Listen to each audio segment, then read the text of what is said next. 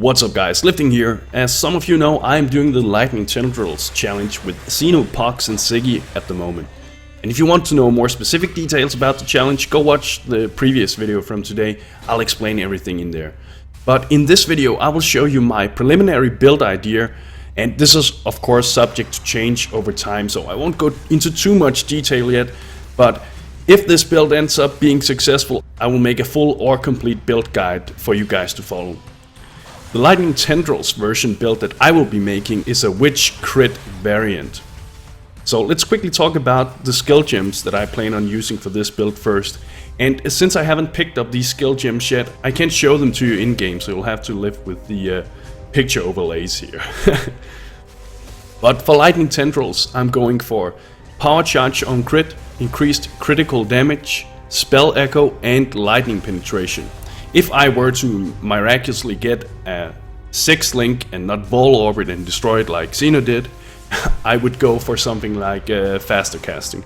At least that's what I've been thinking at the moment. I'm not sure yet, a lot of this is subject to change, as I said.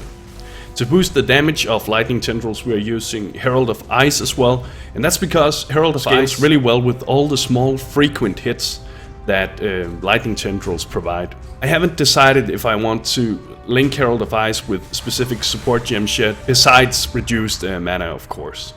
For mobility I'll be using Lightning Warp, reduced duration and faster casting, you know, the good old combo. And for defenses I'm going Arctic Armor, and preferably I want to use that skill gem in a shield that provides 2+ to cold skill gems. To further improve our defenses we are using a cast when damage taken setup, and I want to be using Enduring Cry, Immortal Call and Increased Duration. And that is of course for those situations where Arctic Armor simply doesn't provide enough physical protection and we need that immediate proc from Immortal Call to save us. For curses I'll be using Assassin's Mark. You could go for Conductivity, but I feel like Assassin's Mark will provide more damage in the end because, well, we'll be doing lots of crits and it improves not only the chance to crit but also the damage of the crits. And it provides us with some power charges, but if we're using power charge and crit, it isn't too important. But hey, it still provides some nice bonuses. And we will be using auras because we are running Arctic Armor, so it's, in my opinion, pretty much mandatory. And I'll be using Discipline, and the Discipline energy shield provided will of course be converted through Eldritch Battery, but I'll show you the skill tree in just a minute. I'll be using Clarity to improve our mana regen, and I will maybe be using a Purity of Lightning to help with reflect damage if it becomes a problem, or something like Purity of Elements if I have trouble getting the right amount of resistances on gear. But as I said, I may also decide to pimp out Herald of Ice with some support gems instead of that though, and that will of course reserve more mana, so. But I don't know yet, we'll see when we get further into the game. Okay guys, so let me show you the passive skill tree that I want to go with for now.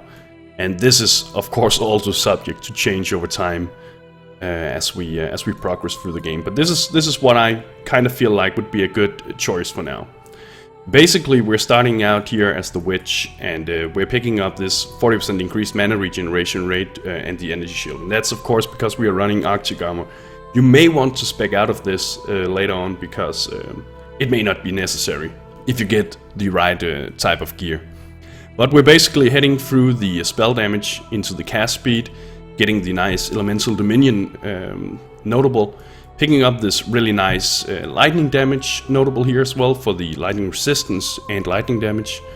We're then going to pick up these crit notes here for spells and head up into this crossroad. From here I'm simply going to pick up the blast radius to improve the cone area of effect of lightning tendrils, and then we're gonna pick up the life and mana down here. After that I feel like we should pick up these life skill nodes here, and then head up into the power charge area here and continue towards Eldritch Battery. We're not gonna pick it up right away, but we're going to continue in this direction where we're going to pick up the life down here, this really nice notable here, Doomcast for the critical strike chains for spells, and some multiplier. I'm not gonna pick up these two multiplier skill nodes here, I don't think they are too efficient. But we pick up this life, we don't pick up the aura nodes yet. And then we head down towards the shadow area where we're going to pick up another power charge. And basically this build will be picking up all of the power charges. So we're going to have 7 active power charges pretty much all the time if we get the right bandit quest reward as well.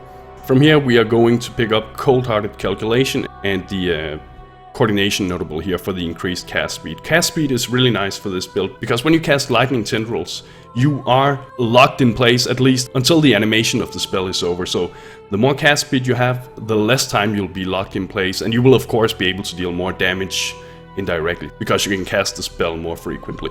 After that, we're of course going to pick up these crit notes here, including Assassination for the multiplier and the critical strike chains. When we have done with that, we're going to head back where we are going to continue towards the Templars area over here. And I don't know what I will be picking up first here, but I think I'm just gonna quickly go and pick up the life notes here. And then I may want to pick up these aura notes.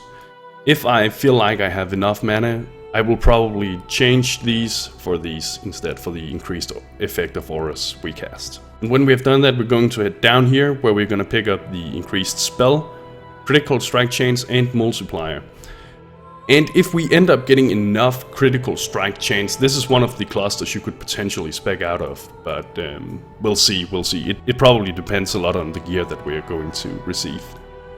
And then we're going to head into the Templar start area here, where we're going to pick up Celestial Walker, some more mana, that's always nice for when we are running Arctic Armor, increased cast speed, again nice, and increased mana regeneration, nice for Arctic Armor, and reduced mana cost of skills. Lightning Tendrils is already fairly cheap to cast, but I guess we'll see how it goes with a lot of support gems linked to it.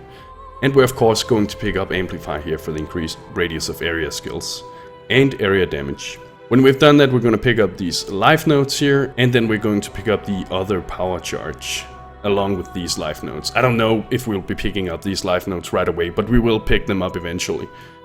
And well, besides picking up these aura notes over here, we are basically done when we have picked up the quick recovery notable down here, which is great for any Arctic Armor build because it provides mana regeneration rate, provides life regen, and so on. And these skill notes provide mana as well. And that is my I forgot one of the most important damage skill notes up here. We're going to pick up this entire lightning wheel for the increased lightning penetration and lightning damage, and the increased chance to shock. I'm still not sure if I want to pick up static blows. I guess I'll have to find out, but I don't think it should be too necessary with the amounts of crits that we do all the time. We should be able to shock plenty anyway, so. But that's the skill tree for now, guys. Oh, and we may be picking up Energy Shield on Shield and the Spiritual Guardian, just to get that extra Energy Shield to be able to run Arctic Armor even better with Eldritch Battery up here. And that's how I plan to make my build for now, guys. The Lightning Tendril skill so far is a lot of fun, and I am definitely looking forward to testing it out in the higher levels of the game, provided that I don't die again, because I really don't want that to happen. That was so embarrassing. But if you guys are interested in other build variants of the Lightning Tendril skill, go check out Siggy's, Pox, and Xeno's YouTube or Twitch stream, you know. I will link to all of these in the description. Thank you for watching, and bros, do you even nerd?